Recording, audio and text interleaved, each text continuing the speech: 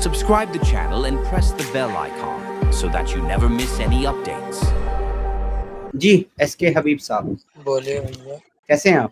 अल्हम्दुलिल्लाह। तो भाई बताएं, क्या क्या बात करना चाहते हैं? क्या बताऊँ, पहली बार आया हूँ, किस जी। बारे में बात चल रही है मालूम नहीं है। अच्छा, वैसे बात तो जो है सुलह हुदैबिया के बारे में चल रही है, लेकिन अगर आपको सुलह हुदैबिया के बारे में ज़्यादा मालूमात नहीं है, आप अपने भी किसी टॉपिक पे बात कर सकते हैं जो आपको पसंद हो। अच्छा, आप कब से सुन रहे हैं हमारे चैनल? पहली बार आया हूँ। अच्छा, आज पहली बार ही आपने हमारा चैनल देखा है, तो आपको हमारे बारे में कुछ जानकारी है? हमारा ख्याल क्या है, हम कौन लोग हैं, क्या बात करते हैं? आप तो एक्स मुस्लिम है, मालूम है, जी। न्यूज़ में देखा था। हबीब भाई, नमाज़ें वमाज़ें पढ़ते हैं आप? मुस्लिम है तो जी जी पढ़ते ही होंगे। जी। अच्छा, तो आप कुछ अगर पढ़ दें, तिलावत कर दें तो थोड़ा-सा ना हम लोग भी श्योर हो जाएँ कि भाई हमारी बात एक मोमिन भाई से हो रही है। जो आयत लिखा है वही पढ़ दूँ। जी, जी, ये तो बड़ी अच्छी बात हो जाएगी सर, पढ़ लें। अऊज़ु बिल्लाहि मिनश शैतानिर रजीम। अस्सल्लाहु अन यजअल बैनकुम व बैनल लज़ीना अदावतुम मिनहुम मवद्दतह। अल्लाहु क़दीरुन वल्लाहु गफ़ूरुर रहीम। ज़बरदस्त, ज़बरदस्त। अच्छा हबीब भाई, आप हाफ़िज़ हैं क्या? नहीं नहीं, अच्छा, मतलब मदरसा आप में 4 साल पढ़ा हूँ। अच्छा, मदरसा में पढ़े हैं आप, माशाल्लाह। हाँ जी, जी, अभी आपके जो लफ्ज़ों की अदायगी है और आपकी जो तलफ़्फ़ुज़ है आपका, वो बेहतर है बाकी मुसलमान से। सही है प्यारे भाई। अच्छा, तो भाई ये बताएँ हबीब भाई, अगर आपसे मैं एक सवाल करूँ तो हाँ कि जी। भई आप मुसलमान क्यों हैं? तो आपका बेहतरीन जवाब क्या होगा? क्योंकि मैं मुसलमान हूँ, क्योंकि आखिरत के भलाई के लिए मेरा उर्दू हिंदी थोड़ा ये हो सकता है, मैं थोड़ा बंगाली हूँ। जी, जी। ठीक है। कोई हाँ। कोई कोई प्रॉब्लम नहीं है। जी। दुनिया और आखिरत के बेहतरीन के लिए मैं इस्लाम को परफेक्ट चुना हूँ। अलग। ठीक है। हबीब भाई, देखिए, आखिरत का जो कॉन्सेप्ट है, वो तो ईमान के ऊपर मबनी है। यानी कि वो तो सिर्फ़ ईमान का हिस्सा जी है आपका, जो आखिरत का कॉन्सेप्ट है। उसको तो अभी ना तो आप, ना तो मैं वेरीफ़ाई नहीं कर सकते। रीज़न ये है कि वो आप में या हम में से किसी ने भी देखा नहीं है ना? लेकिन उसका ज़िक्र है, हदीसों के अंदर उसका ज़िक्र है, कुरान के अंदर, तो वो एक ईमान का हिस्सा आपका हो सकता है। लेकिन जो चीज़ हमको नज़र आ रही है, यानी कि दुनिया, उस पर चलिए बात कर लेते हैं। तो आप मुझे, आपने कहा, क्योंकि आपने ये कहा है कि दुनिया और आखिरत की भलाई के लिए आप मुसलमान हैं। तो मैं आपसे ये जानना चाहता हूँ कि इस्लाम से आपको दुनिया की कौन-सी भलाई नसीब हो रही है, या आपके मुसलमान होने से दुनिया को क्या फ़ायदा हासिल हो रहा है? पहली बात तो मतलब इस्लाम में जो है शराब पीना, जुआ खेलना, नशा, ये सब जिना के आस पास भी ना जाना, ये सब बुरी कामों से दुनिया से हराम हलाल। और इबादत तो पर्सनल है। मतलब इबादत को छोड़ के बाकी अहकाम ये सब मुझे अच्छा लगता है। अच्छा मेरे भाई, लेकिन चलिए ठीक है, ये अच्छी बात है कि शराब पीना जो है वो इस्लाम में हराम है, जुआ खेलना हराम है, ज़िना हराम है। ठीक है, ये तो बात आपकी मैंने मान ली। लेकिन मुझे एक चीज़ बताइए, ये क्योंकि हम लॉजिकल बातचीत करते हैं और अभी हम यहाँ पर दुनिया के मुतालिक बात कर रहे हैं कि आपके मुसलमान होने से या आपकी इन सब चीज़ों को नाजायज़ मानने से दुनिया का क्या फ़ायदा है? तो आप मुझे बता सकते हैं कि अगर कोई इंसान शराब पीता है, लेकिन दूसरों का नुकसान नहीं करता, अपने घर में बैठ के शराब पीता है और फिर खा पी करके सो जाता है, तो साहब उससे दुनिया का क्या नुकसान हो सकता है? मतलब मुसलमान शराब पीता है। नहीं, नहीं, कोई भी एक इंसान शराब पीता है अपने घर में, वो बाहर जाकर के ना तो किसी के साथ झगड़ा करता है, ना लड़ता है, ना गाली-गलौज करता है, ना किसी का नुकसान करता है, अपने घर में बैठता है, शराब पीता है, उससे दुनिया का क्या नुकसान हो जाएगा?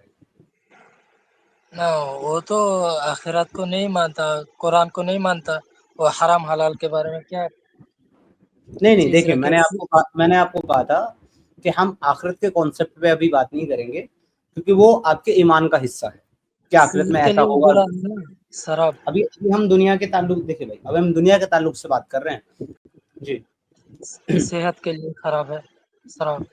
ठीक है, देखिए सेहत के लिए आप कह रहे हैं खराब है, मैं इसका पैरोकार नहीं हूँ कि शराब पीनी चाहिए, मैं इसको बिल्कुल सपोर्ट नहीं करता हूँ। लेकिन जब बात इस्लाम की और दुनिया के फायदे और नुकसान की आती है तो फिर ये लॉजिकल डिस्कशन हमको करना चाहिए और हम करते हैं। तो अगर एक इंसान शराब पी करके अपनी किडनी खराब कर ले रहा है, अपना नुकसान कर ले रहा है, लेकिन फिर भी उसके शराब पीने से दुनिया का क्या नुकसान है? चलो उसका तो है या नहीं, वो जरूरी नहीं है उसकी किडनी इसमें खराब हो जाएगी शराब पीने से, हो सकता है ना भी हो। और जिनकी किडनी खराब होनी है बगैर शराब पिए भी हो जाती है उनकी किडनी खराब, लेकिन उसके बस शराब पीने से दुनिया का क्या नुकसान है? एक तो माल का नुकसान, एक एक मिनट, फिर फैमिली का नुकसान। शराब पीने से आपका तबीयत खराब होने से आप डेड भी हो सकते हैं, मतलब मर सकते हो। फैमिली भी मेरे भाई हबीब भाई, मैं समझ गया हूँ ये सारे नुकसान है, लेकिन ये सारे नुकसान जो हैं उस इंसान के हैं जो शराब पी रहा है। मैं पूछ रहा हूँ फैमिली उसके भी शराब इफेक्ट पीने से, पड़ेगा ना। उसके शराब पीने से दुनिया का क्या नुकसान है? वो तो आंसर नहीं देंगे। मैं उनसे एक सिंपल सा क्वेश्चन पूछना चाहूंगा कि अल्लाह ने किताब में जो रूल्स दिए हैं लोगों के लिए, ठीक है, क्या एक मोमिन को ये सोच के फॉलो करना चाहिए कि दुनिया में जितने भी रूल्स अल्लाह ने दिए हैं इसमें किसी का अच्छा हो बुरा हो, या फिर अल्लाह ने वो करने के लिए बोला है तो करना ही पड़ेगा? पहले ये क्लियर करो। हाँ भाई, जो मोमिन होता है, जो ईमान लाता है, वो देखता नहीं दुनिया में किसका अच्छा है या खराब है। वो देखता है अल्लाह का आदेश मानना उसका ऊपर है। अपना नुकसान हो या पकड़ लो, मैं एक एग्जांपल देता हूँ। शॉर्ट करते हैं, अल्लाह का ऑर्डर इसलिए ही फॉलो करना है ना क्योंकि अल्लाह ने बोल दिया करना है तो करना है, राइट? हाँ जी। इसी वजह से आप देखिए, जैसे आप शराब को लेके इतने देर से सिद्धार्थ भाई के साथ ये वो ये नहीं वो नहीं भाई, इतना अच्छा बुरा देखना ही नहीं, अल्लाह ने कह दिया तो कह दिया। इसी के लिए आप देखिए कि अपने चाचा के लड़की, मामा के लड़की, फूफू के लड़की, इनसे शादी करना हलाल है कि हराम है इस्लाम में? जायज है। जायज है, राइट? मतलब कर सकता है, तो हराम तो नहीं किया है ना अल्लाह ने। ना ना। लेकिन आप देखिए कि दुनिया भर का डेटा उठा के देखिए कि क्लोज ब्लड रिलेशन में शादी करने के वजह से आने वाला जो पीढ़ी होता है, आने वाला जो बच्चा होता है, उनके डिफॉर्म होने के चांसेस या फिर उनके डिसेबल होने के चांसेस बहुत ज़्यादा बढ़ जाते हैं। यहाँ तक कि मेरे फैमिली में भी ये सेम चीज़ हुआ है। तो यहाँ पे जो देखिए थर्ड पार्टी का नुकसान हो रहा है अल्लाह का ऑर्डर फॉलो करने की वजह से, तो इससे हम समझ सकते हैं कि अल्लाह अच्छा बुरा ये सब देख के कोई डिसीजन नहीं देता। अल्लाह ने दिया है तो दिया है, उसको फॉलो करना है। जी सिद्धार्थ भाई, इतना ही क्लियर करना था, अब आप आगे डिस्कशन बढ़ाइए इनसे। जी इसका जवाब दे दो भाई। जी जी जी, दे दी। जी जी। जो जायज़ होता है वो वाजिब की तरह नहीं होता भाई। जायज़ है मतलब आप कर सकते हो, नहीं करोगे तो गुनाह नहीं अरे होगा। करने पे कोई सजा है क्या उसका? इसको लेके नहीं तो कोई होगा। डिमेट होने, अगर कोई करता है तो उसके लिए कोई सजा है?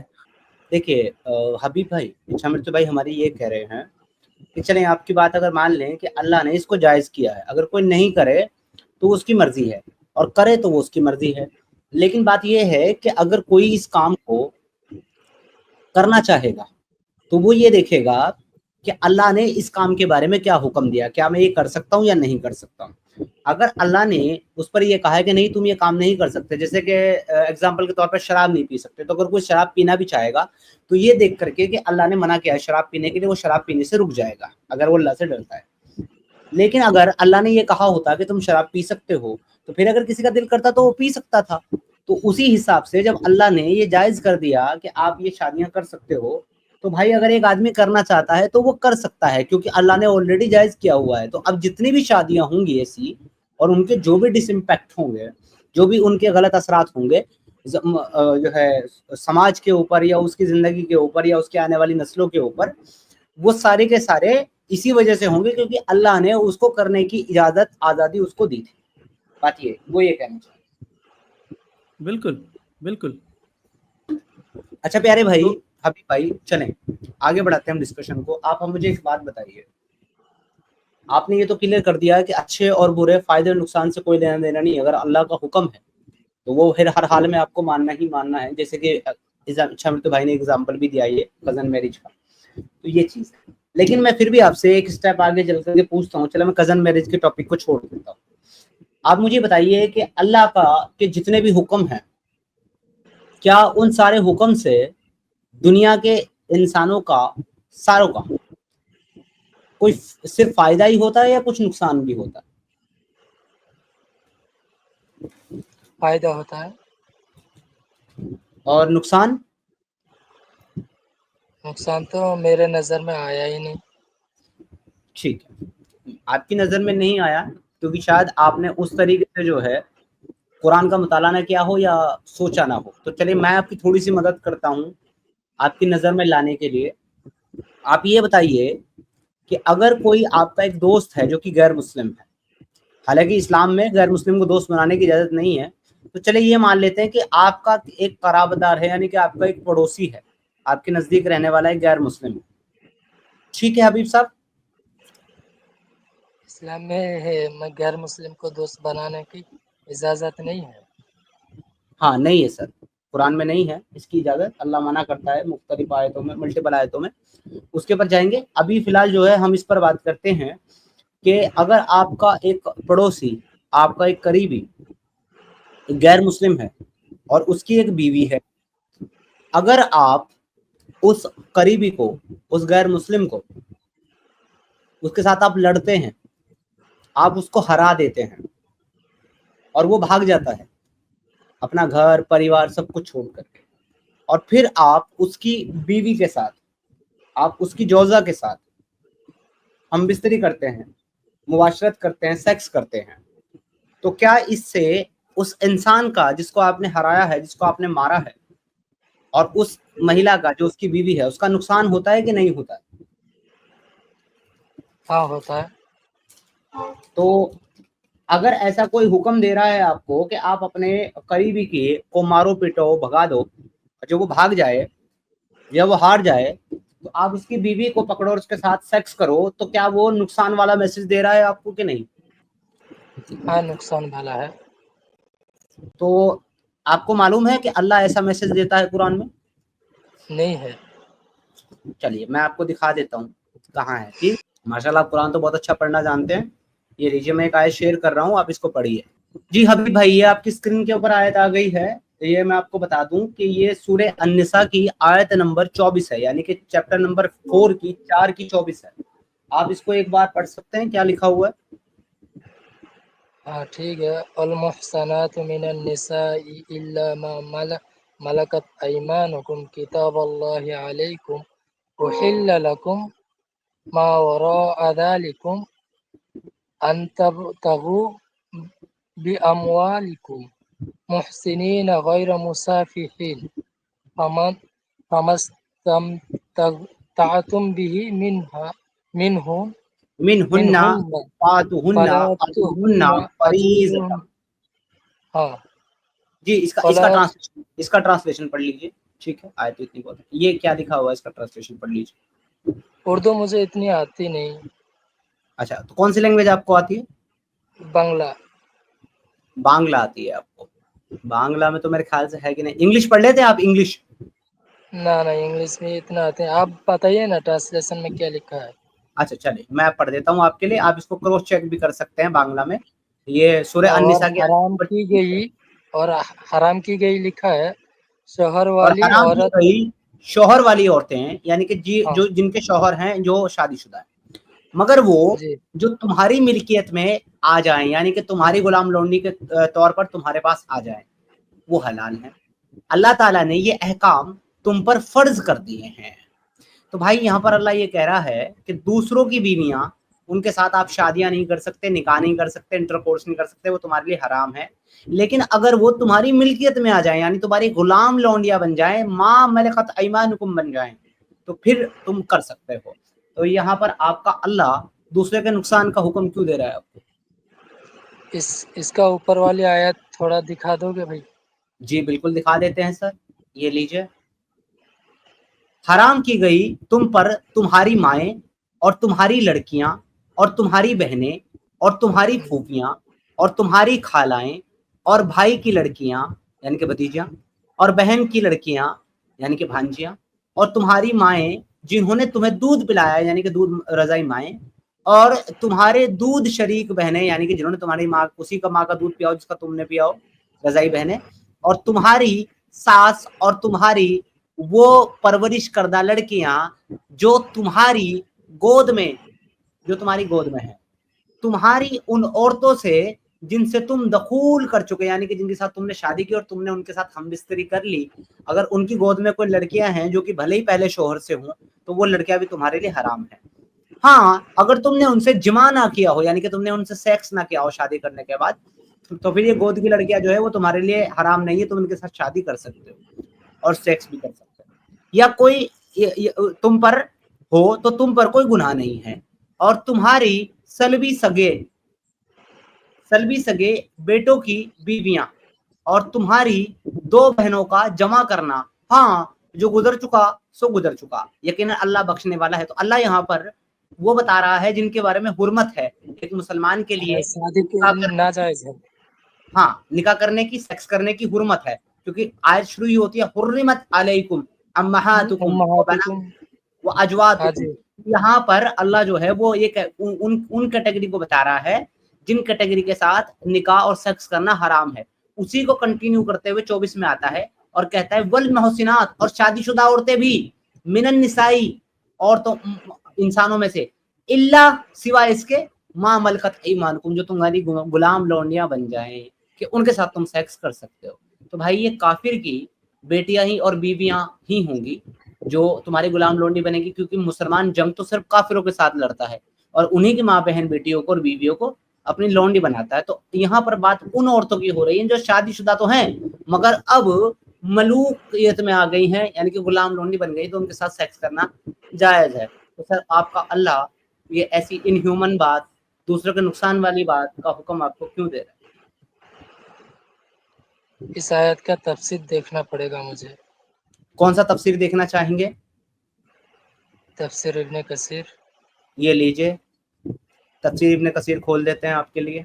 बंगाली में भी अवेलेबल होंगे तो निकाल सकते हो सिद्धार्थ भाई, लेकिन व्यूअर्स के लिए वो दिक्कत हो जाएगी। इनको मैं पढ़ के बता सकता था, हालांकि ये कुरान वाला बंगाली पढ़ने में दांत टूट जाता है, इतना अलग वे से लिखते हैं ये लोग। ये आ गई है सर, सूरा अन-निसा आयत नंबर 24, तफसीर इब्न कसीर। ये मारिफुल कुरान है, ये तज़किरुल कुरान है, और ये है आपकी इब्न कसीर। इब्न कसीर पे चलते हैं, ये बात करते हैं इसके बारे में, forbidding women already married except for female slaves, यानी कि तुम्हारे लिए हराम है शादीशुदा औरतें सिवाय गुलाम मौलियों के। अल्लाह सेड वल मुहसिनात मिनन निसाई इल्ला मा मलकत ईमानुकुम, also forbidden are women already married except those whom your right hand possess. The ayah means you are prohibited for marrying women who are already married. इसका मतलब यह है कि आप उन औरतों से शादी नहीं कर सकते, महिलाओं से जो ऑलरेडी शादीशुदा हैं, एक्सेप्ट दोज, सिवाय उनके, whom your right hand possess, जो कि तुम्हारी गुलाम लौंडी, तुम्हारी मुल्कों में आ जाए, तुम्हारी गुलाम लौंडी बन जाए। Except those whom you acquire through war, जिनको तुमने जंग के बाद माले गनीमत में जीता हो। For you are allowed such women after एक making मिनट, sure एक pregnant. मिनट।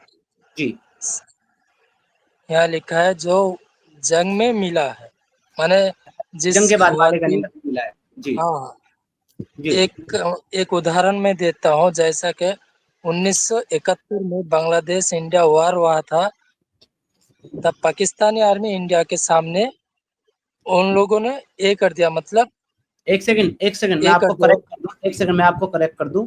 आपने कहा कि 1971 में इंडिया और बांग्लादेश का वार हुआ था। नहीं मेरे भाई, 1971 में इंडिया और पाकिस्तान का वार हुआ था, जिसमें इंडिया ने बांग्लादेश का साथ दिया था। हाँ जी, हाँ जी, वही बात बोलना चाहता हूँ। जो जी पाकिस्तानी आर्मी सब इंडियन आर्मी के सामने हथियार रख दिए थे, अपने आप को जी, ये कर दिए थे, सरेंडर कर दिए थे। उस जी हिसाब से, हाँ, सरेंडर कर दिए थे। वार में देखा जाता है जो सरेंडर करेगा हम उसको गुलाम बनाएंगे, उसका जी। मर्जी।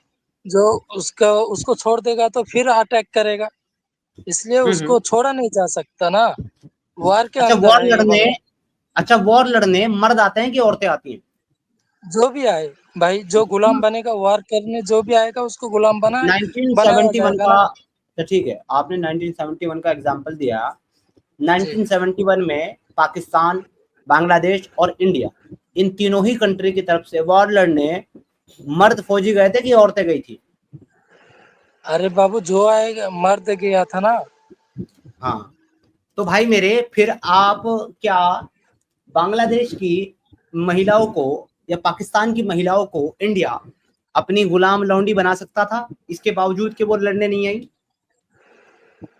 लड़ने नहीं आएगा तो गुलाम कैसे बनाएगा भाई? ठीक है, जो क्या लड़ने आएगा उनकी उसको बीवियों के गुलाम साथ बनाएगा। क्या उनकी बीवियों के साथ इंडियन आर्मी का सेक्स करना अलाउ हो जाता है? इस्लाम के नजदीक अलाउ होगा जब वो वार करने आएगा तो।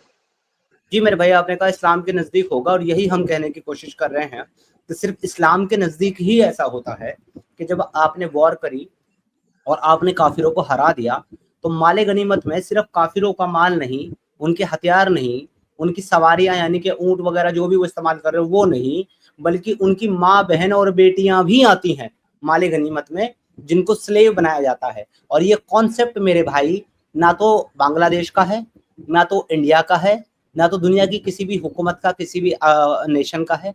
ये कॉन्सेप्ट आपके इस्लाम का है, आपके कुरान का है।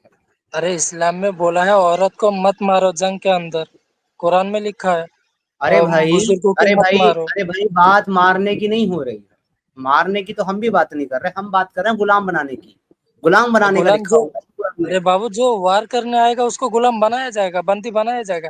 छोड़ देगा ठीक तो वो फिर आके मारेगा ना। है, ठीक है। अच्छा एक बात बताएं, अगर आप ऐसी वॉर करते हैं, अगर आप ऐसी वॉर करते हैं इसमें काफिरों के साथ आपकी जंग हो रही है, और वॉर करने के बाद आप अपने पड़ोसी की बीवी को आप अपने कब्जे में ले लेते हैं और उसके साथ आप इंटरकोर्स करते हैं, नहीं नहीं, तो ये तो लिखा नहीं ना। जो वार करने आएगा उसको बोला गया है ना। किसको बोला गया है?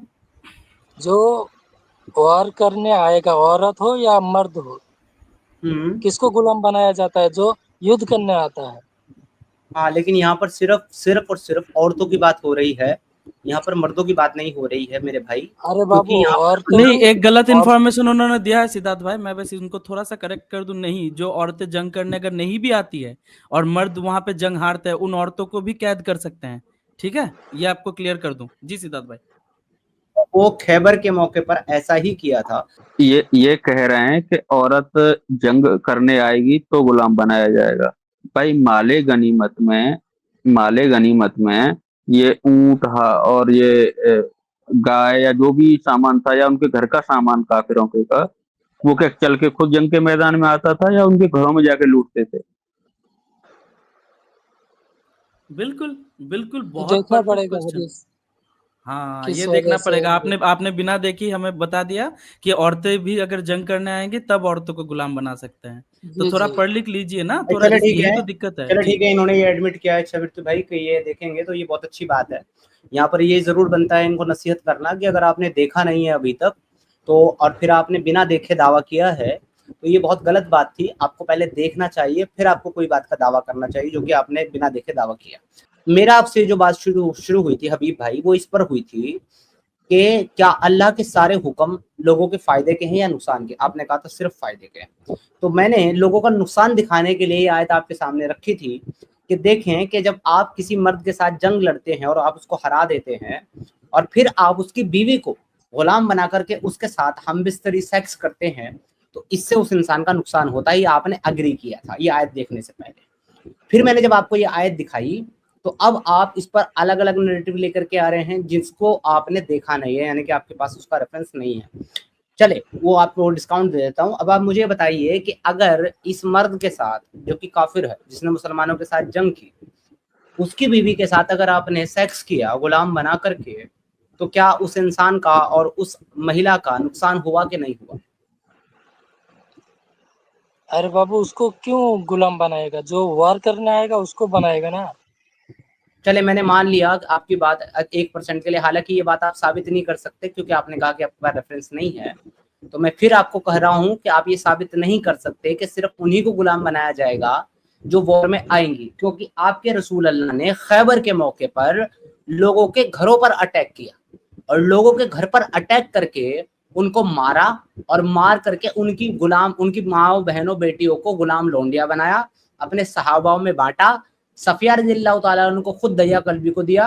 बाद में लोगों ने कहा कि सफिया जो है वो इस कबीले के सरदार की बेटी है, बहुत खूबसूरत है, उसको आपके पास होना चाहिए। तो लिहाजा दया कल्बी को वापस बुलवाया बिलाल के जरिए और उसको 7 गुलाम लौंडिया दी और सफिया को अपने कब्जे में ले लिया और फिर बाद में उससे निकाह किया।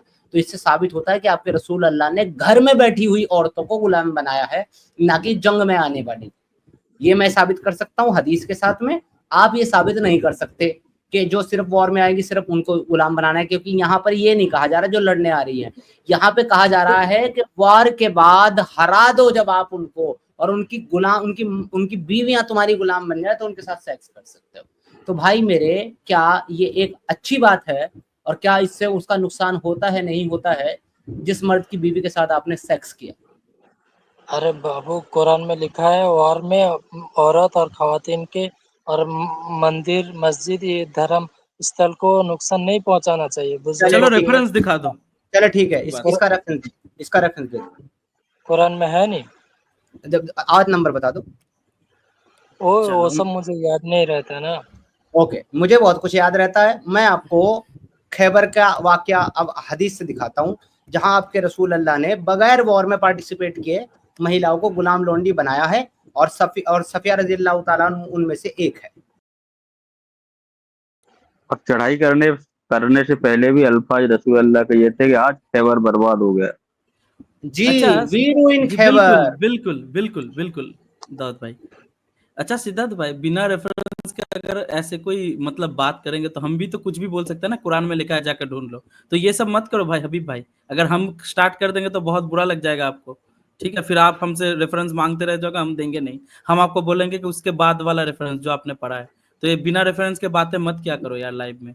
कि अच्छा हबीब भाई, एक बात बताइए कि इस्लाम में गुलाम बनाने के तरीके कितने हैं और क्या क्या है, बताए आपको? युद्ध में जंग लड़के सेकंड, जो कैदी है उसको गुलाम बनाया जा सकता है, और बाकी गुलाम जो जो खरीद सकते हैं आप, ठीक है, दास देसी को खरीदने से भी गुलाम हो जाता है। ठीक है। मुझे ये दो मालूम है, बाकी और एक है मालूम गिफ्ट नहीं। कर सकते हैं कोई किसी को, ठीक है? कोई किसी को गिफ्ट भी कर सकता है। तो ये 3 तरीके हैं गुलाम बनाने के और गुलाम रखने के। हबीब भाई, आप स्क्रीन देख रहे होंगे, ये सही अल बुखारी की हदीस है, जो कोई ऐसी वैसी मशकूक हदीस नहीं है। सही अल बुखारी की हदीस नंबर 947 है, जिसमें लिखा हुआ है, अल्लाह's अपोस्टल, अल्लाह के नबी ने फजर की नमाज पढ़ी, when it was still dark, जबकि अभी अंधेरा ही था। Then he rode and said, फिर वो सवार हुए और कहा, अल्लाहु अकबर, खैबर इज रूइंड, अल्लाहु अकबर, खैबर इज रूइंड, खैबर बर्बाद हो गया। When we approach near to a nation, जब हम किसी मुल्क में पहुंचते हैं या किसी नेशन में किसी कौम पर पहुंचते हैं, the most unfortunate is the morning of those who have been born, तो उनके लिए वो सुबह सबसे मनहूस हो जाती है। The people came out, लोग बाहर आए थे, into the street saying, लोग ये कहते हुए बाहर निकल आए, रास्ते पर निकल आए। कहाँ से निकल आए? अपने घरों से। Muhammad and his army, Muhammad और उसकी आर्मी आ गई। Allah's messenger vanquished them by force and their warrior were killed, अल्लाह के रसूल ने उन सब लोगों का सफाया कर दिया ताकत से और उनके वॉरियर को मार डाला। The children and women were taken as captives, और बच्चों को और औरतों को गुलाम बना लिया गया। Safia was taken by Dahiya अल कल्बी, सफिया को दहिया अल कल्बी ने ले लिया। And later she belonged to Allah's apostle, और बाद में अल्लाह के रसूल के पास चली गई। Go who married her, जिन्होंने उनसे शादी की। And her Mahar was her manumission, और उसका महर उसकी आजादी थी। जी मेरे भाई, यहाँ से साबित होता है कि आपके रसूल अल्लाह ने घर पर अटैक किया, खैबर पर, नहीं और नहीं वहां नहीं नहीं भाई, वॉरियर्स लिखा है ना, किल्ड ऑफ वॉरियर्स, मतलब वो जंगजू थे। हेलो हेलो भाई मेरे, हाँ, कहाँ लिखा हुआ कि सफिया जंगजू थी? सफिया को दिया गया है ना। अरे भाई यहाँ से दोबारा पढ़ो। अल्लाह's मैसेंजर वेंकिस्ट हाँ देम, अल्लाह के रसूल ने उनका सफाया कर दिया बाय फोर्स, ताकत से। एंड हाँ देयर वॉरियर्स वर किल्ड, और उनके वॉरियर मारे गए। हाँ, उनके वॉरियर वॉरियर, मतलब कौन है? जंगजू, उनके लड़ाके, एक मिनट, उनके लड़ाके मारे गए। तो अगर ये हाँ लड़ाका थी तो ये भी मारी गई होंगी। क्योंकि लड़ाके तो मारे गए। तो सफिया अगर जिंदा है तो मतलब वो लड़ाका नहीं है, क्योंकि मतलब लड़ाके सारे मारे गए। लड़ाके मर गए, सब मुजाहिद मर गए। हाँ, जो सब लड़ाके मरे गए, लेकिन बच्चे और औरतें उनको गुलाम बनाया गया, वो नहीं मरी। The children and women were taken as captive. Safia was taken by Dahiya कल्बी, Safia को दहिया कल्बी ने लिया और बाद में रसूल अल्लाह ने ले लिया। और इसी की हदीस पर जब आप जाओगे, इसके स्टार्ट में बैक करके दिखाता हूँ एक और मजेदार हदीस इसी की पहली। ये देखो, amongst the captive was Safia, गुलामों में सफिया भी थी। First she was given to Dahiya Kalbi and then to the prophet, Sahih Al Bukhari 2228। इसके अलावा 2296 सेम। इसके अलावा सुनन इब्न माजा की 2272 सेम। द प्रॉफिट सल्लल्लाहु अलैहि वसल्लम बॉट सफिया फॉर 7 स्लेव, रसूल अल्लाह ने 7 गुलामों के बदले में सफिया को दहिया कल्बी से लिया। जी मेरे भाई। अच्छा, उन्होंने क्लेम किया था सिद्धार्थ भाई, उन्होंने क्लेम किया था कि बिना इस पे जो है अटैक नहीं कर सकते, जो जंग करने आएंगे उन्हीं को अटैक करना है। तो मैं इनके मदर लैंग्वेज में इनको बस एक रेफरेंस दिखा दूं इस पे, आपने ये दिखाया इसी के साथ कनेक्ट करके, और मैं उसको साथ ही साथ हिंदी में भी थोड़ा ट्रांसलेट कर देने की कोशिश करूंगा जो लिखा हुआ है। अच्छा ब्रदर, आप एक चीज़ देखिए कि ये जो हदीस है ये hadithbt.com है, और इसका हदीस की किताब का नाम है सही मुस्लिम इस्लामिक फाउंडेशन, ठीक है। ये one of the most authentic, Bengali जितने भी रेफरेंसेस हैं उनमें से सबसे ज़्यादा ऑथेंटिक है, क्योंकि सऊदी सरकार द्वारा ये जो है मतलब उनके द्वारा ये पब्लिश्ड है, ठीक है। सही मुस्लिम इस्लामिक फाउंडेशन, हदीस नंबर 4370। यहाँ पे हदीस का जो हेडिंग है मैं हिंदी बंगाली में इनके लिए पढ़ देता हूँ, उसके बाद एक मैं बार पढ़ हिंदी में देता पढ़ हूँ। दूंगा जो सकल जी। विधर्मी काছে मैं पढ़ देता इस्लामेर हूँ क्योंकि दावत व्यूअर्स के लिए जरूरी है, तो मैं पढ़ के इसको हिंदी में कर देता हूँ। तो हाँ यहाँ नहीं पे लिखा हबीब जा भाई, रहा आप भी पढ़ लें उसको, लेकिन आप आराम से खामोशी के साथ पढ़ लें। इच्छा मृत्यु भाई पढ़ के ट्रांसलेट भी कर देंगे उसको हिंदी में। जी जी जी, यहाँ पे लिख रहे हैं कि जे सकल विधर्मीদের কাছে इस्लामेर दावत पहुंचे, मतलब जो सब जो है जो नॉन मुस्लिम है उनके पास अगर इस्लाम का दावत पहुंच गया है, পূর্ব ঘোষণা ব্যতীত তাদের বিরুদ্ধে আক্রমণ পরিচালনা করা বৈধ। মানে जिनके पास ऑलरेडी इस्लाम का दावत पहुंच चुका है, उनके ऊपर अटैक करने से पहले उनको कुछ बिना बोले ही अचानक से उनके ऊपर हमला करना इस्लाम में जो है अलाउड है, इस्लाम में हलाल है। तो यहाँ पे लिख रहे हैं याहिया इब्नु याहिया তামিম, ये एक সাহাবা का नाम है রাদিয়াল্লাহু তাআলা আনহু। ইবনু আনহু থেকে বর্ণিত, তিনি বলেছেন আমি नाफी के এই কথা जानते চেয়ে पत्र लिखेছিলাম যে, तो उन्होंने जो है एक खत लिखा था नाफी को ये जानने के लिए कि যুদ্ধের পূর্বে বিধর্মীদের প্রতি দিনের दावत देवा प्रयोजन की ना। तो वो खत लिख के ये जानना चाहते हैं कि जंग करने से पहले जो है इस्लाम के दिन का दावत देना जरूरी है क्या नहीं। तो তিনি বলছেন, তখন তিনি আমাকে লিখলেন যে এ নিয়ম इस्लामेर प्रारंभिक जुगे छिलो। तो खत का जवाब में वो स्टार्टिंग में ही लिख रहे हैं कि जंग करने के लिए दावत देना, इस्लाम का दावत देना, ये जब इस्लाम स्टार्ट हुआ था, इस्लाम के स्टार्टिंग के जमाने में ये हुआ करता था कि दावत देना।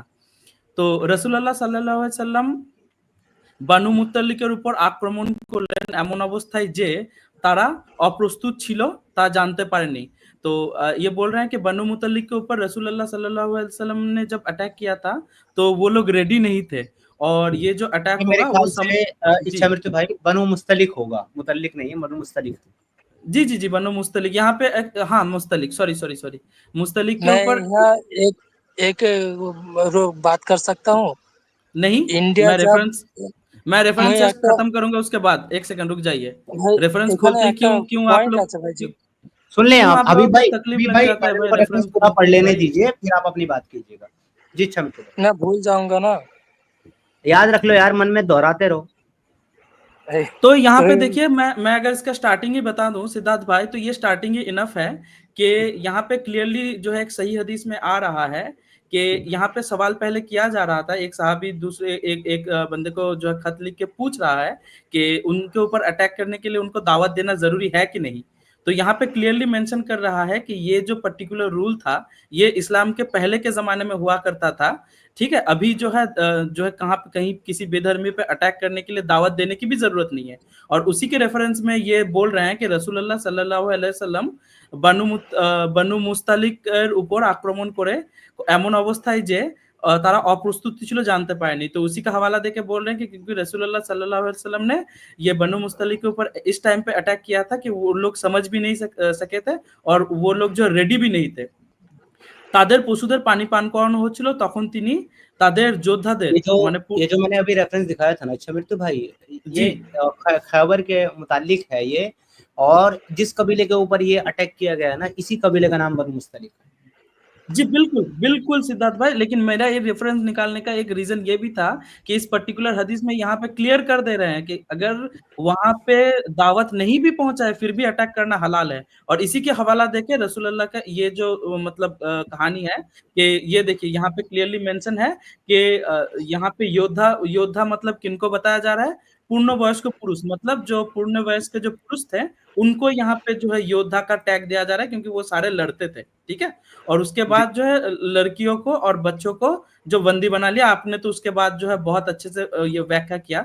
लेकिन आप हदीस के डिटेल्स में जाएंगे तो यहाँ पे बहुत क्लियरली मेंशन है कि यहाँ पे जो योद्धा की बात किया जा रहा है, वहाँ योद्धा का मतलब जो पूर्ण वयस्क पुरुष थे उन सबको योद्धा कंसिडर किया जाता था सिद्धार्थ भाई इन कबीलों में। इसी के बारे में देखिए, इसी के बारे में एक और हदीस भी मिलती है हमको, जो कि इसका जवाब दे दूं भाई, अब वो आपको हदीस जो दिए हैं उसका आप जवाब बिल्कुल दीजिएगा। उन्हीं के सपोर्ट में मैं एक और हदीस दिखा रहा हूँ, फिर आप जवाब दीजिएगा। देखिए जो आप बात कह रहे हैं ना कि वयस्क थे, जी बिल्कुल, और उनकी प्यूबर्टी को चेक करने के लिए वहां पर ये किया गया था कि सबकी पैंट उतार करके रसूल अल्लाह ने चेक करवाया था कि किस किस को प्यूबिक हेयर आ गए हैं। जिसको प्यूबिक हेयर आ गए थे उसको जो है एडल्ट कंसिडर करके उसको मार दिया गया, और जिसको प्यूबिक हेयर नहीं आए थे उसको बच्चा समझ के गुलाम बनाया गया। और ये हदीस जो है वो अतियाल कुरैजी से जो है रिवायत है, और अतियाल कुरैजी खुद उन बच्चों में से एक बच्चा है जिसको उस वक्त प्यूबिक हेयर ना आने की वजह से छोड़ दिया गया और गुलाम बना लिया गया। आई हर्ड अतियाल कुरैजी से, we were presented to the messenger of Allah सल्लल्लाहु अलैहि वसल्लम on the day of Qurayza, those whose pubic hair had grown were killed, जिनके नीचे के बाल आ गए थे वो उनको मार दिया गया। And those whose pubic hair had not yet grown, उनको छोड़ दिया गया, जिसको अभी तक नीचे के बाल नहीं आए थे pubic hair. I was one of those, मैं उनमें से एक था, whose pubic hair had not yet grown, जिसके अभी तक नीचे के बाल नहीं हुए थे, so I was let go, तो मुझे छोड़ दिया गया। ये आपके सपोर्ट में रेफरेंस था सर। जी हबीब भाई, अब आप अपनी बात कर सकते हैं। यहाँ से मालूम हुआ जो बालिग है उसको छोड़ा गया है, नाबालिग है, नाबालिगों को छोड़ा गया, जो लड़ने आए थे उसको मारा गया। छोड़ा नहीं गया, गुलाम बनाया गया। हाँ जी, गुलाम बनाया गया। इससे मालूम होता है तो यहाँ से ये भी साबित होता है कि जो पिछली हदीस मैंने दिखाई है जिसमें कहा गया है कि उनके जो वॉरियर हैं उनको तो जो है गुलाम बना दिया, मार दिया गया उनको, उनके वॉरियर्स को, और जो उनकी महिला और बच्चे, सुन लेना भाई, उनकी जो महिला और बच्चे हैं उनको जो है गुलाम बना लिया गया। जी प्यारे भाई, जो कि आप कह रहे थे कि वॉरियर तो मारे गए, तो वॉरियर सिर्फ वो जो एडल्ट थे, मर्द थे, महिलाओं को और बच्चों को भाई गुलाम बनाया गया वहां पर। मैं इसका जवाब दे दूं भाई, जो प्रश्न हुआ है, प्लीज दीजिए। देखो जब मैं उदाहरण देता हूँ, जब इंडिया पाकिस्तान के ऊपर वार मतलब बार आप इंडिया पाकिस्तान पे, एक मिनट, ये आप बार इंडिया पाकिस्तान पे क्यों चले जाते हैं, जबकि आपका मेरा मुद्दा इंडिया पाकिस्तान नहीं इस्लाम है, तो इंडिया पाकिस्तान पे क्यों जाते हैं? मैं समझाना चाहता हूँ। नहीं, आप मुझे नॉर्मल बिना किसी कंट्री का नाम लिए भी समझा सकते हैं मेरे भाई, इंडिया पाकिस्तान करने की जरूरत नहीं है यहाँ। और ऑलरेडी उनको बता दिया गया है कि यहाँ पे कोई वार नहीं हो रहा था, चुपचाप जाके अटैक किया गया, फिर भी ये डिस्कशन क्यों आ रहा है कि दो देश में वार हो रहा है? हाँ, सुनिए भाई, क्यों वार हो रहा है बोल रहा हूँ ना। जब सिपाही के ऊपर हमला करेगा उसको बोल के करेगा क्या, किसी देश या किसी कंट्री के सिपाही पर, उसको बोल देने से वो आगा हो जाएगा ना। हबीब मेरी बात सुन, देखो मैं आराम से समझाता हूँ। यहाँ पर हमारा मुद्दा ना तो अटैक है, ना हमारा मुद्दा यहाँ पर वॉर है, ना हमारा मुद्दा किसी सिपाही का कत्ल करना है, कि किसी के घर पर, किसी के शहर पर अटैक करना, मर्दों को, वॉरियर को कत्ल करके उनके पीछे की महिलाओं को, औरतों को गुलाम बनाना, उनके साथ सेक्स करना, ये हमारा मुद्दा है। जिस पर आपने ये कहा था कि सिर्फ उनको गुलाम बनाया जाएगा जो वॉर में आएंगे, तो आपको गलत साबित करने के लिए हमने रेफरेंस आपको दिखाया कि ऐसा नहीं है, क्योंकि रसूल अल्लाह ने खुद घर पर अटैक किया और घर पर अटैक करके महिलाओं को गुलाम लौंडी बनाया। सफिया उनमें से एक है, तो भाई मेरे, हमारा इस हदीस को और इस टॉपिक को यहाँ दिखाने का मकसद ये था कि तुम जो कह रहे थे वो गलत है, क्योंकि तुमने उसको साबित करने के लिए एक सिंगल हदीस रेफरेंस कुरान की कोई आयत हमें पेश नहीं की है, हमने तुमको हदीस पेश की है। अब तुम ये बताओ कि अगर कोई किसी के घर पर अटैक करके मर्द को मारे या गुलाम बनाए या हरा दे और फिर उसकी बीवी के साथ सेक्स करे, तुम इसको अच्छा मानते हो या बुरा मानते हो? This is only our question भाई। जंग होता है घर का ऊपर अटैक करना नहीं, मैदान में जंग होता है। पहला जिहाद होता है मैदान में होता है। आप बोल रहे हो घर में अटैक, क्या घर का अल्फाज ही नहीं। जो औरत आएगी जंग में वो मरीज के इलाज के लिए पढ़ो, उसको एक मिनट, झूठ बोला है तुमने, झूठ बोला है तुमने कि घर का जिक्र ही नहीं है। ये हदीस पढ़ो, पढ़ो ये हदीस। अरे मुझे इंग्लिश आती नहीं है। सुना क्या कह रही है? नबी ने कहा अल्लाहू अकबर, खैबर आज बर्बाद हो गया। When we approach near to a nation, जब हम एक मुल्क के करीब पहुंचते हैं, वो सुबह उनके लिए मनहूस हो जाती है। सुबह सुबह अंधेरे में पहुंच गए अपनी आर्मी को लेकर के। पीपल केम आउट, लोग बाहर आए। कहां से बाहर आए? अपने घरों से। घर से और रोड करने के लिए, अरे सुनो, जंग करने के लिए आए ना। डेंगर भाई, यहाँ लिखा हुआ है कहीं जंग करने के लिए आए? एक मिनट, यहाँ पे कहीं लिखा हुआ है कि जंग करने के लिए आए? तो वॉरियर कौन जो मारा गया है?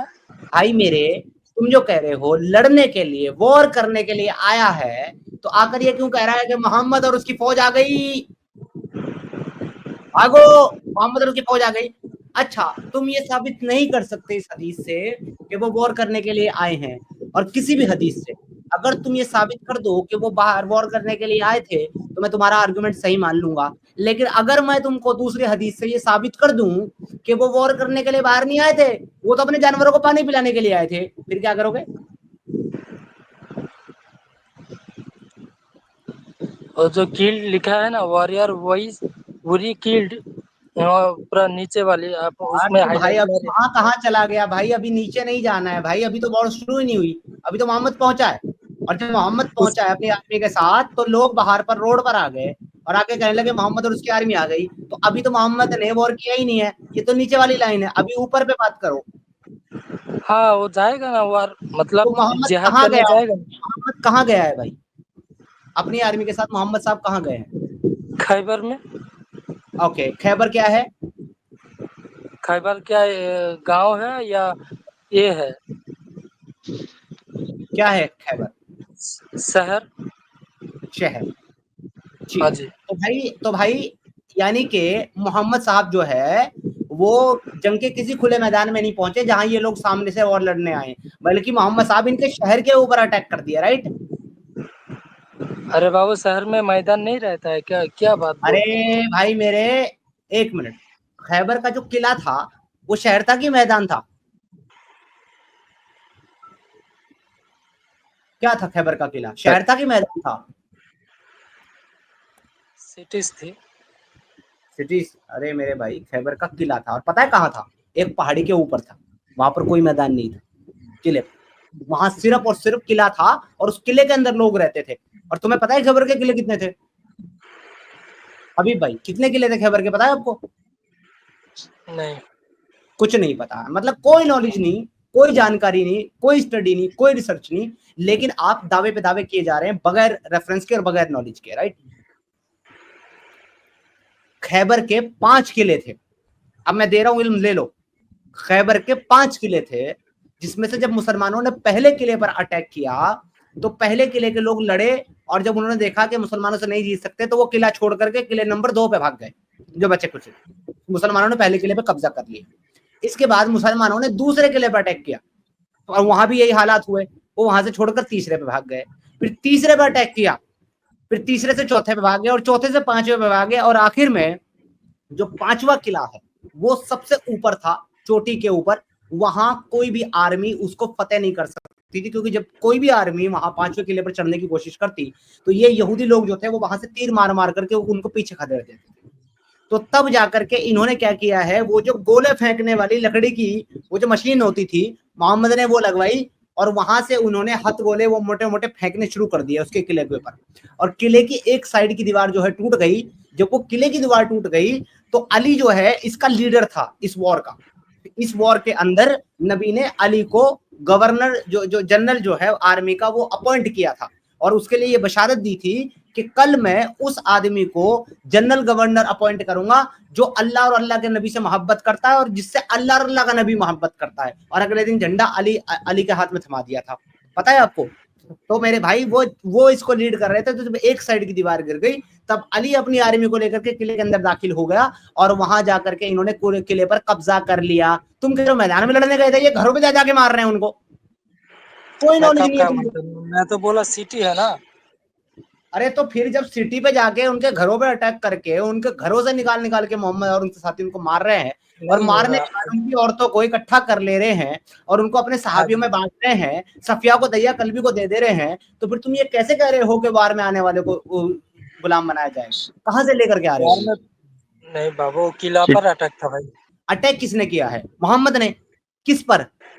खैबर वालों पर, उनके किले के ऊपर, उनके घर जाकर ट्रैक किया, उनको मार डाला, उनकी उनकी औरतों को आपने गुलाम लौंडी बना लिया। तो मेरे भाई तुम फिर इसको अच्छा मानते हो क्या? तुम एक काफिर के इसलिए घर पर जाकर अटैक करो, उस काफिर को तुम कत्ल कर दो और फिर या उसको गुलाम बना लो और फिर तुम उसकी बीवी के साथ सेक्स करो, इसको तुम अच्छा मानते हो? यहाँ शख्स की बात कैसे आ गई भाई? अरे तो वो काफिर भी तो इंसान ही है ना, शख्स ही है ना, या वो जानवर है? अरे बाबू सुनो सुनो, खैबर में जब अटैक हुआ है तो क्या पहले जमाने में किले पर अटैक किया जाता है हिफाजत के लिए? खैबर के अलावा मुझे दूसरा किला बताओ जिस पर मुसलमानों ने अटैक किया। चल कुस्तुनतुनिया, इस्तांबुल। ओके, मोहम्मद ने किया था वो? साहबा इकराम ने किया है। ठीक है, तो मैं बात यहाँ मोहम्मद की कर रहा हूँ, अभी साहबा की नहीं कर रहा हूँ। और कुस्तुनतुनिया के अलावा तीसरा बताओ। पहला तो आप बोले, मेरा जो याद था वो बोल दिया है। नहीं नहीं, अरे तुमने कहा किलो पर अटैक होता था, मतलब सारे के सारी वॉर किलो पर अटैक होनी चाहिए। कुस्तुनतुनिया और इसका खैबर का मैंने मार दिया। तीसरा बताओ, तीसरी वॉर बताओ जो किले पर अटैक करके की गई। नहीं जंग याद खंदक नहीं। थी, जंग मुता थी, जंग नहीं सिफ्फीन थी, खंदक। जंग ओहद नहीं थी, नहीं जंग बदर नहीं, थी, जंग खंदक थी, कौन सी वॉर थी भाई? सब तो मैदान में हुआ है ना। तो इसीलिए तो कह रहा हूँ कि पहले इस्लाम की नॉलेज लो मेरे भाई, रेफरेंस लेकर के आओ तब कोई दावा करो, तुम बगैर रेफरेंस के दावा नहीं, कर। यहाँ लिखा नहीं है, उसको सबको गुलाम बना लिया गया है।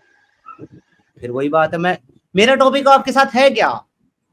लोगों का लड़ना, किले पर अटैक करना, मैदान में लड़ना, सबको गुलाम बनाना, कुछ को छोड़ देना, ये मेरे टॉपिक है? नहीं, मेरे टॉपिक है काफिरों के साथ जंग करना और उनकी बीवियों के साथ सेक्स करना। वो हो रहा है कि नहीं हो रहा है?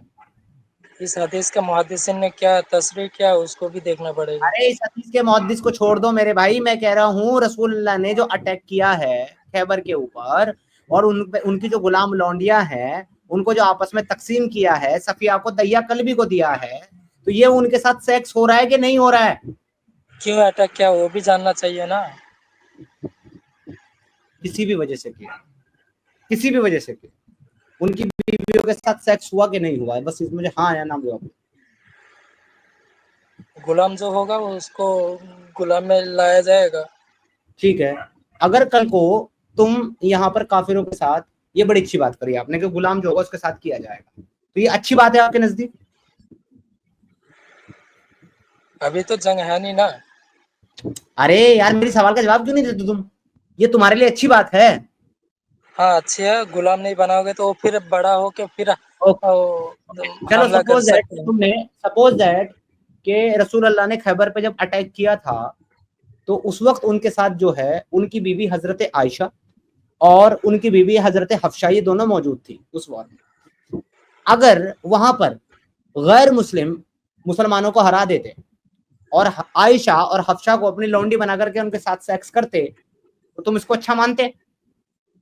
पहले जमाने में तो ऐसा ही था, वार में गुलाम हाँ बनाया तो तुम जाता उसको था। हाँ ऐसा ही था, तो तुम उसको अच्छा मानते कि अगर वो हफ्शा और आयशा के साथ सेक्स करते लौंडी बनाकर?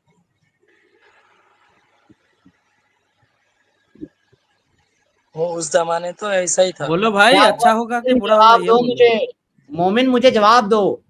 अगर वो यही काम उस जमाने में जो होता था, अगर वो यही काम हजरत आयशा रजी अल्लाह ताला अन्हु अमीर वो उम्महातुल मोमिनीन आपकी आपकी मुसलमानों की अम्मी और आपकी मुसलमानों की दूसरी अम्मी हफ्सा को बना करके वो उसके साथ सेक्स करते, तो क्या तुम इसको अच्छा मानते मोमिन?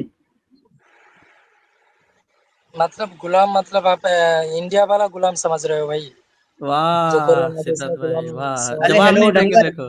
अरे हेलो डंगर, उस जमाने में जो होता था ना गुलामी, मैं उस जमाने के गुलामी की बात कर रहा हूँ। उस जमाने के गुलामी के मुताबिक उस जमाने के मोहम्मद की उस जमाने की बीवी को अगर उस जमाने के काफिर उस जमाने में लौंडी बना करके, तो क्या तुम उसको पसंद करते?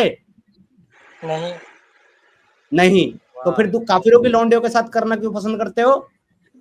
वो काफिर है शादी ना। होता है ना, शादी शादी का होती बगैर है, भी सब चलो हुकूक ठीक है, वो दिया तुम्हारे जाता है। रसूल अल्लाह की बीवी के साथ गुलाम लौंडी बनाकर शादी करके ही उसको तुम्हें पसंद आता?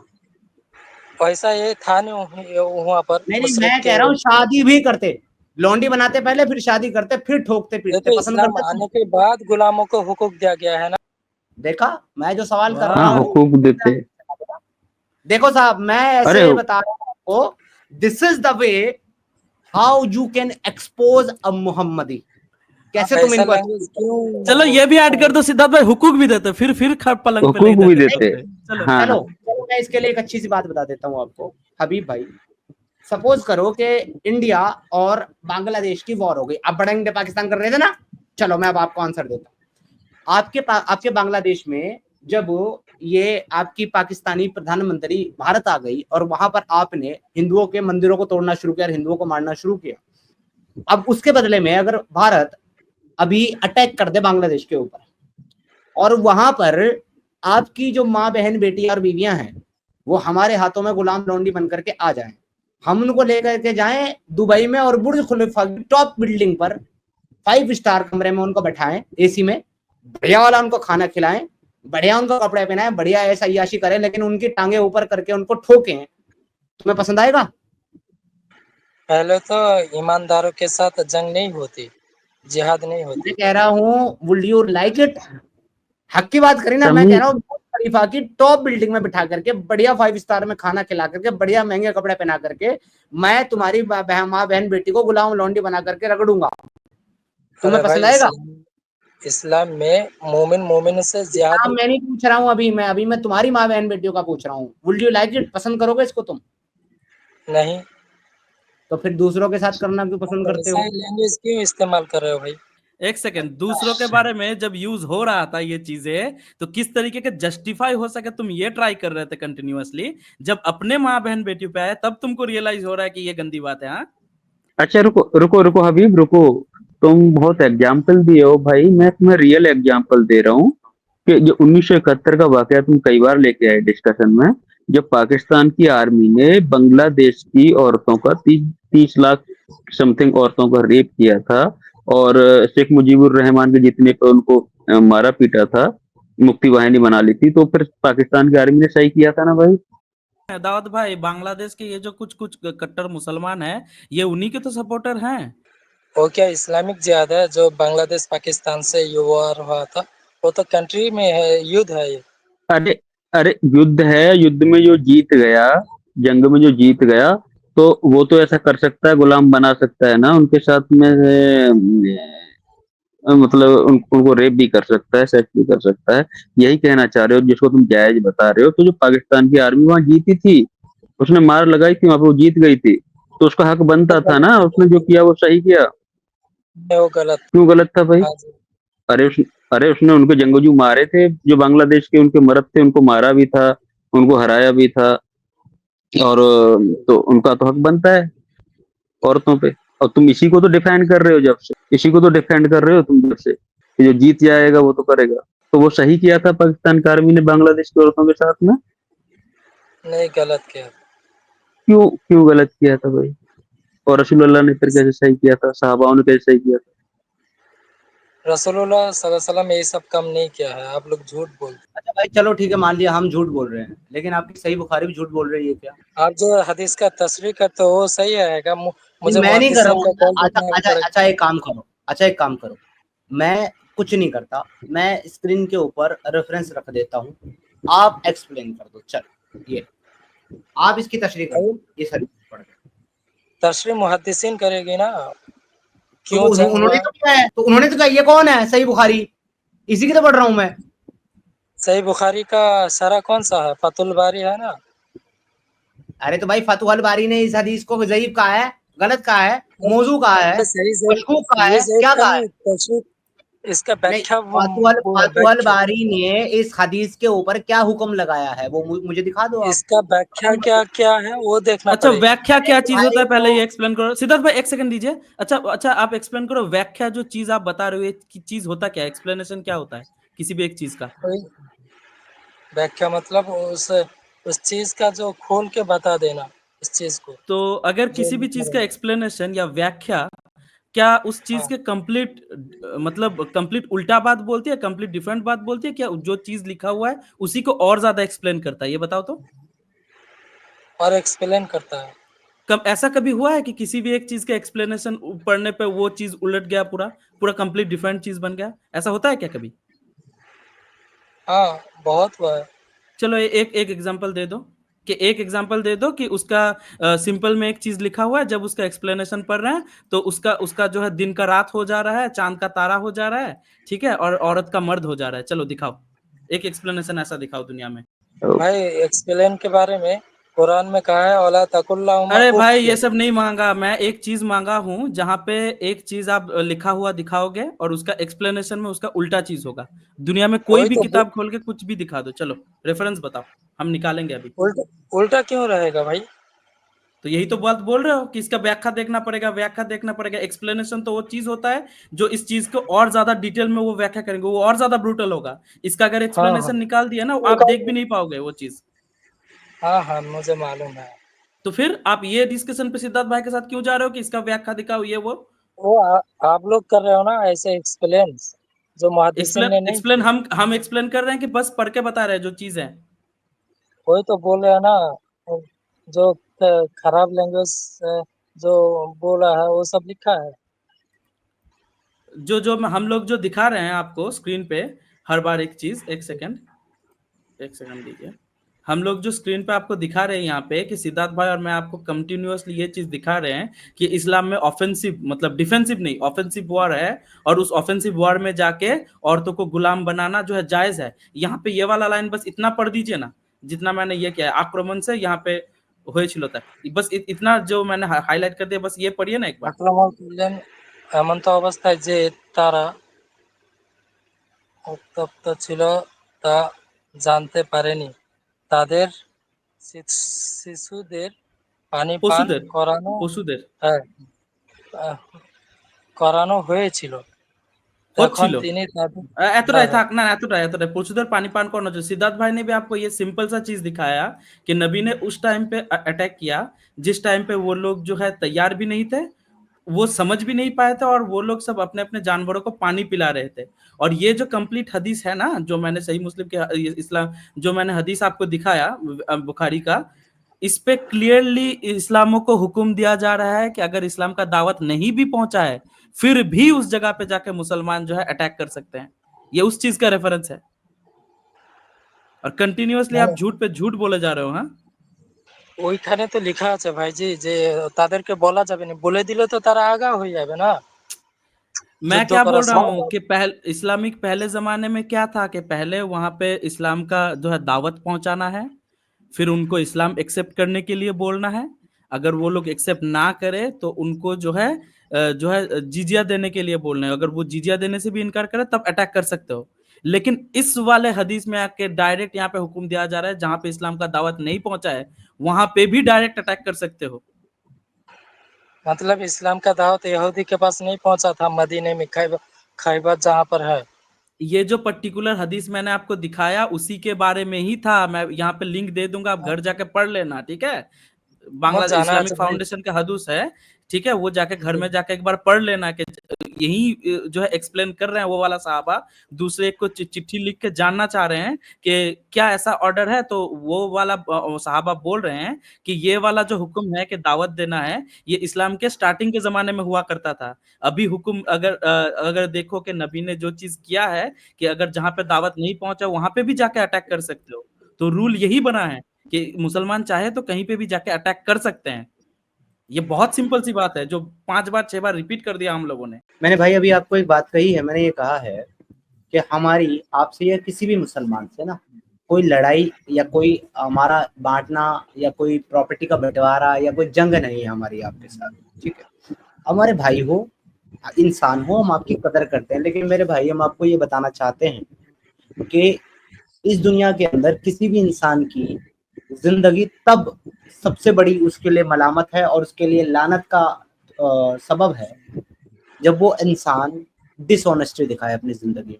यानी कि आपने कोई चीज सामने से देख ली और उसके बाद आप उसको रिजेक्ट कर रहे हैं, या फिर आप उसको जो है ना दूसरे के लिए तो आप कुछ और पसंद कर रहे हैं और अपने लिए आप कुछ और पसंद कर रहे हैं। इससे बड़ी डिसऑनेस्टी, इससे बड़ा धोखा अपने आप को देना दुनिया में कुछ भी नहीं हो सकता। हबीब साहब, जहां आप काफिरों की माँ बहन बेटियों के साथ जो काम हो रहा है उसको आप जस्टिफाई कर रहे हैं, पसंद कर रहे हैं, अच्छा बोल रहे हैं, वहीं अगर वो चीज रसूलुल्लाह की माँ बहन बेटी के साथ हो जाए या आपके साथ हो जाए तो आप उसको नापसंद कर रहे हैं। ये इतना ही आपके लिए काफी है अगर आप अकल रखते हो तो, कि आप जो है इस दीन को और इस दीन के लाने वाले को, रसूल को, आप कैसे एक अच्छा इंसान या अच्छा बेहतरीन रोल मॉडल या आइडल मान सकते हो। तो ये मैं आप पर छोड़ता हूँ। मेरा मकसद जो है आपसे फोर्सफुली कोई चीज़ मनवाना नहीं है। मेरा काम है सिर्फ और सिर्फ आपके सामने अपने पॉइंट्स, आर्गुमेंट और हवाले रखना। मानना ना मानना ये आपकी मर्जी है मेरे भाई, मैं आपको फोर्स नहीं कर सकता, मगर एटलीस्ट इतनी जरूर आपसे बात करूंगा कि आप कम से कम दूसरों के साथ ईमानदार रहें तो बहुत अच्छी बात है, लेकिन अगर नहीं रह रहे हैं तो कम से कम अपने खुद के साथ तो ईमानदारी बरतिए, अपने आप को धोखा मत दीजिए।